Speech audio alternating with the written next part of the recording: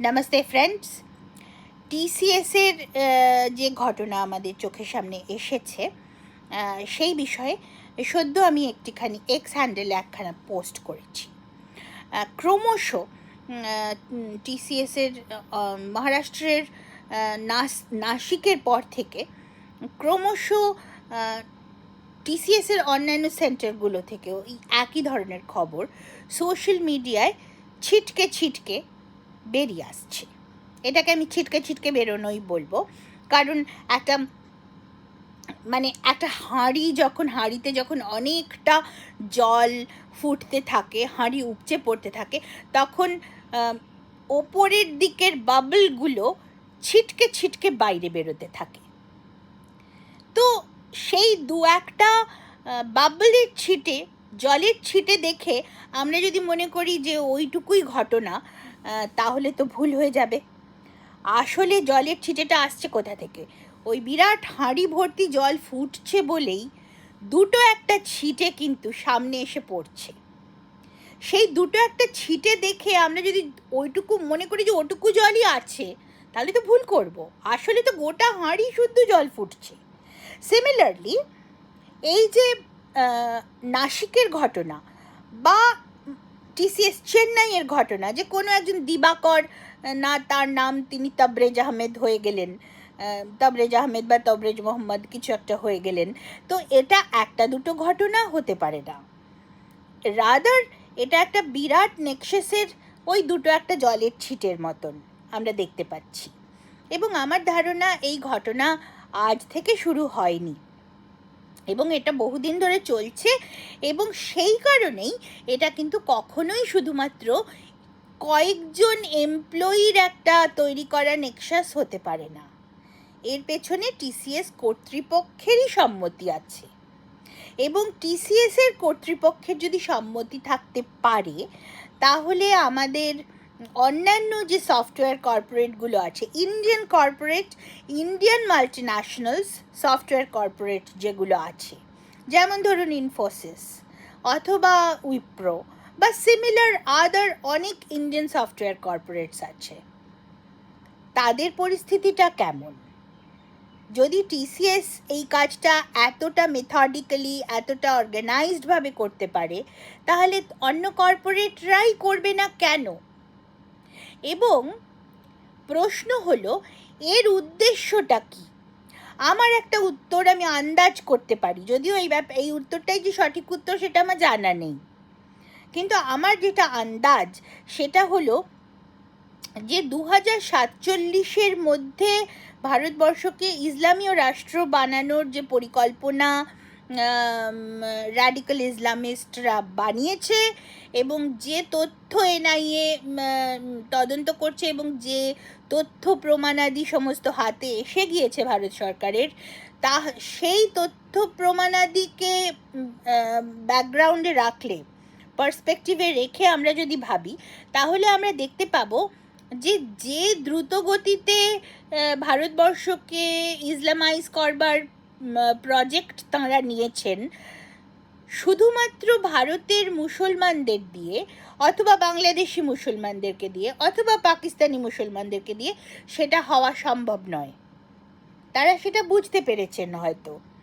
ফলে তাঁরা ইন্ডিক ফেইথের যে লোকেরা আছেন, মানে হিন্দু বৌদ্ধ জৈন শিখ, এই সমস্ত যে ইন্ডিক ফেইথ, যাদেরকে এক কথায় আমরা হিন্দু বলি, ভারতের সংবিধান যাদেরকে একত্রে হিন্দু ক্যাটেগরিভুক্ত করে, সেই সমস্ত ইন্ডিক ফেইথের লোকেদেরকে তারা টার্গেট করেছে, যে এদেরকে কনভার্ট করলেই আমরা আমাদের কাজ, কারণ এদের মাইন্ড শার্প, এদের শার্প মাইন্ডই আমাদেরকে তাড়াতাড়ি আমাদের টার্গেট লক্ষ্য পূরণে সাহায্য করবে, হয়তো এরা সেরকম ভেবেছেন।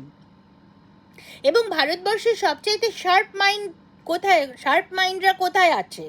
কর্পোরেটগুলোতে আছে, যেটা কিন্তু আমরা দুর্ভাগ্যজনকভাবে হলেও আমরা সেটা হয়তো মানতে চাই না। আমরা ভাবি সবচাইতে শার্প মাইন্ডরা হয়তো স্কুল কলেজে পড়ান, কিন্তু ভারতবর্ষের শিক্ষা ব্যবস্থায় সেরকম নয়। ভারতবর্ষের শিক্ষা ব্যবস্থায় শিক্ষক তাঁরাই হন যাঁরা ছাত্র হিসেবে খুব একটা ভালো ছিলেন না। কথাটা শুনতে খারাপ লাগলেও এটাই সত্যি। শিক্ষক, অধ্যাপক তাঁরাই হন যাদের ছাত্র হিসেবে যাদের ক্যারিয়ার তত ভালো ছিল না, যারা জয়েন্ট এন্ট্রান্সে চান্স পাননি, সেরকম ধরনের লোকেরাই কিন্তু সচরাচর আজকালকার দিনে, আমরা যখন ছোট ছিলাম বা আরও আগে আমরা যখন জন্মাইনি তখন কিন্তু চিত্রটা অন্যরকম ছিল।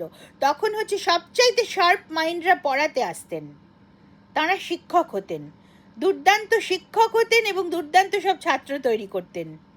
কিন্তু আমাদের যে স্কুল জীবন, বিশেষ করে 90-এর দশক থেকে শুরু করে যেরকমভাবে শিক্ষার চিত্রটা ভারতবর্ষে বদলে গেল, নুরুল হাসান শিক্ষামন্ত্রী হয়েছিলেন, অতঃপর পশ্চিমবঙ্গের গভর্নর হয়েছিলেন বারংবার। নুরুল হাসান শিক্ষামন্ত্রী হয়ে যে প্যাটার্নটা চেঞ্জ করে দিলেন, গোটা প্যাটার্নটা চেঞ্জ করে দিলেন। একজন ছিলেন এইচ.এস. খান, নুরুল হাসানের তত্ত্বাবধানে তিনি ইতিহাস লিখলেন এবং শিক্ষা নীতিগুলো যেভাবে বদলালেন, তাতে দেখা গেল কি যে যারা ততটা ভালো নন ছাত্র হিসেবে, পরবর্তীকালে তাঁরাই শিক্ষক হলেন। ফলে ভারতবর্ষে যারা সুপার ব্রেন, যারা মেধাবী, তারা কিন্তু তারা খুব একটা পড়ান না। তারা পড়ালেও পড়ান জীবনের পরের দিকে, বড় বড় মানে আইআইটি, আইআইএম বা বড় বড় ইউনিভার্সিটিগুলোতে পড়ান, সেও পরের দিকে। জীবনের প্রথম দিকে তাঁরা কিন্তু পড়ান না, তাঁরা প্রথম দিকে চাকরি করেন, কর্পোরেটে যান, অধিকাংশ ক্ষেত্রেই ভারতবর্ষেও থাকেন না, চলে যান বিদেশে, সেখানে পড়াশুনো করেন, পড়ান, চাকরি করেন, তারপর কোনো একটা সময় ভারতবর্ষে ফিরে আসেন, এসে কোথাও একটা পড়ান, হয়তো কিছু পড়ালেন, নিজের ইচ্ছে মতন পড়লেন, কন্ট্রাকচুয়াল বেসিসে কিছু কাজ করলেন, নিজেদের ইচ্ছে মতন জীবন কাটান। অর্থাৎ ভারতবর্ষের আদত মেধারা কিন্তু কর্পোরেট সেক্টরেই থাকে। ফলে কর্পোরেট সেক্টরকে যদি টার্গেট করা হয়ে থাকে যে এদেরকে আমরা আমাদের ফেইথে নিয়ে আসবো এবং আমাদের কাজ, আমাদের লক্ষ্য পূরণ 2047-এর মধ্যে ইসলামীয় ভারতবর্ষ গঠন, তাতে এই সুপার ব্রেইনদের আমরা কাজে লাগাবো। হতে পারে, এটা কিন্তু একেবারে অসম্ভব নয়, মানে এটা আমার আন্দাজ, আমি কিন্তু জানি না যে এটাই সত্যি কিনা, কিন্তু এরকমটা হওয়া অসম্ভব নয়। এবং সেইখানেই আমার যেটা পরিষ্কার মনে হয়েছে যে আমরা যে অন্যান্য বিভিন্ন কর্পোরেটগুলো, সেগুলোতেও রীতিমতো তদন্ত হওয়া দরকার। এবং আর একটা বিষয় আমি এখানে বলতে চাই, সেটা হচ্ছে যে যতই কর্পোরেট হাউসগুলো এরকম একটা কনভার্সন র্যাকেট চালানোর অনুমতি দিক না কেন, কখনোই অনুমতি ছাড়া, টিসিএস কর্তৃপক্ষের, টাটা গ্রুপের অনুমতি ছাড়া এ কাজ কখনোই সম্ভব নয়। কয়েকজন এমপ্লয়ি মিলে এ কাজ করছে না, এটা অসম্ভব ব্যাপার, এটা হতেই পারে না, কারণ কর্পোরেট লজই সেরকম নয়। কর্পোরেটে সেই ধরনের হটলাইন্স থাকে, কেউ অ্যানোনিমাসভাবেও জানাতে পারে। এবং আমরা যখন আমি কর্পোরেট সার্ভিস করেছি তখনও হটলাইন ছিল, মানে আপনি নিজের পরিচয় না দিয়ে জানাতে পারেন অভিযোগ, সে সমস্ত সবসময় ছিল। আজকাল তো এটা আরও অনেক বেশি হয়ে গেছে, পশ আইন সে সমস্ত এসেওছে, সুতরাং এ তো আরও অনেক ডেভেলপ করেছে। সেই অবস্থায় যখন এটা চলছে, তার মানে এটার পেছনে টিসিএস কর্তৃপক্ষের সম্মতি আছে। এবার টিসিএস কর্তৃপক্ষে যদি সম্মতি থাকে, তাহলে অন্যান্য কর্পোরেটগুলোই বা সম্মতি দেবে না কেন? যেমন ধরুন উইপ্রো, আজিম প্রেমজির কোম্পানি, ইনফোসিস, নারায়ণ মূর্তিজির কোম্পানি, তো তাদেরও যে সেই সম্মতি নেই, সেটাই বা আমরা বলবো কেমন করে? মানে নিশ্চিন্ত হওয়ার উপায় কিন্তু নেই একেবারেই। এবার কথাটা হলো, এরা যতই সেই সম্মতি দিন না কেন, যতই এরা বলুন না কেন যে হ্যাঁ চলতে পারে, তারা হয়তো রাজি হলেন কোনো কারণবশত, কিন্তু এটা একটা মনে রাখতে হবে যে at the end of the day এগুলো কিন্তু বিজনেস হাউস। এই কর্পোরেটগুলো কিন্তু আসলে ব্যবসা করতেই বসেছে, তাদের আদত উদ্দেশ্য কিন্তু ধর্মান্তরকরণ নয়, তাদের আদত উদ্দেশ্য ব্যবসা করা, এবং তাদের ক্লায়েন্টরা সব ভারতবর্ষের বাইরে বসে আছে। এবার এইখানটাতেই একটা বিষয় যেটা আমাদেরকে মনে রাখতে হবে, মনে রাখা প্রয়োজন, সেটা হলো র্যাডিক্যালাইজেশন। যখনই আপনি কাউকে ধর্মান্তরণ করছেন এবং র্যাডিক্যালাইজ করছেন, তখন কিন্তু একটা ভয়ঙ্কর মানে মেধাগত পরিবর্তন মানুষের ঘটে, profound shift in cognitive processing. often creating a mindset that prioritizes dogmatic ideological narratives over evidence-based reasoning.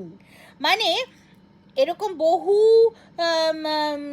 এক্সপেরিমেন্টেশনস আছে, বহু রিসার্চ আর্টিকেলস আছে, আপনারা পড়বেন, বিভিন্ন বিদেশি ইউনিভার্সিটিরও আছে, যে র্যাডিক্যালাইজড মাইন্ড কখনো সায়েন্টিফিক্যালি চিন্তা করতে পারে না। মানে মনে করুন, যে উদ্দেশ্য নিয়ে এই কনভার্সন র্যাকেটগুলো ইন্ডিক মাইন্ডগুলোকে ধরবার চেষ্টা করছে, তাদের উদ্দেশ্যটা কি? যে ইন্ডিক মাইন্ডরা খুব স্ট্রং মাইন্ড, তারা দেখছে যে বাংলাদেশি মুসলমানদেরকে দিয়ে বা পাকিস্তানি মুসলমানদেরকে দিয়ে বা ভারতীয় মুসলমানদেরকে দিয়ে হয়তো কাজ হচ্ছে না, তেমন তারা কাজের গতি নেই, তাহলে কাদেরকে দিলে কাজের গতি বাড়বে?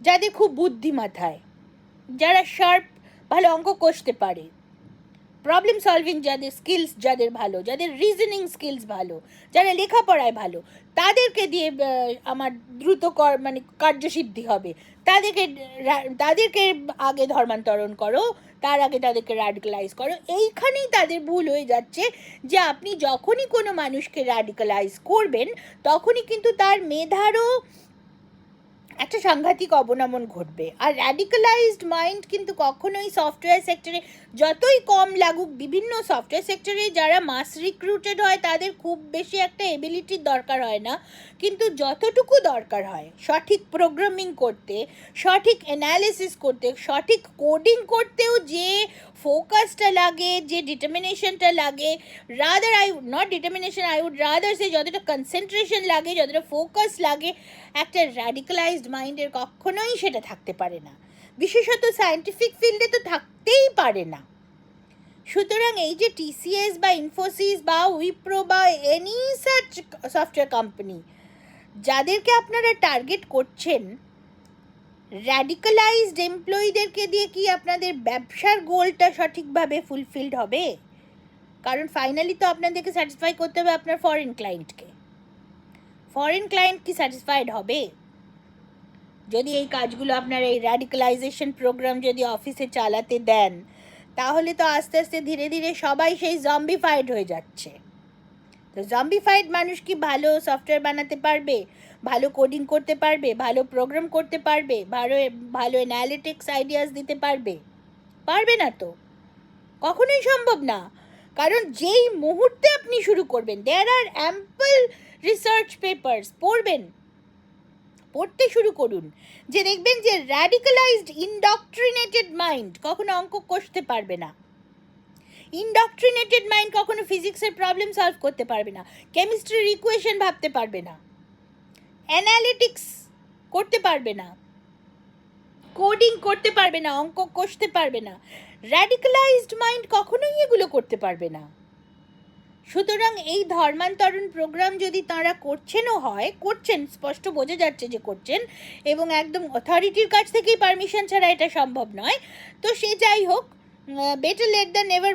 বোঝা তো গিয়েছে যে এই ঘটনাটা ঘটছিল, একদিন শুধুমাত্র লোকজন আন্দাজ করতো, কিন্তু এখন স্পষ্ট ব্যাপারটা। এখন সব থেকে বড় কথা, মহারাষ্ট্রতে বিজেপি সরকার আছে বলেই পুলিশরা কিন্তু আন্ডার কভার এজেন্ট হিসেবে টিসিএস নাসিকের বিপিওতে ঢুকে একদম মানে ঘোড়ার মুখ থেকে খবর নিয়ে এসেছেন।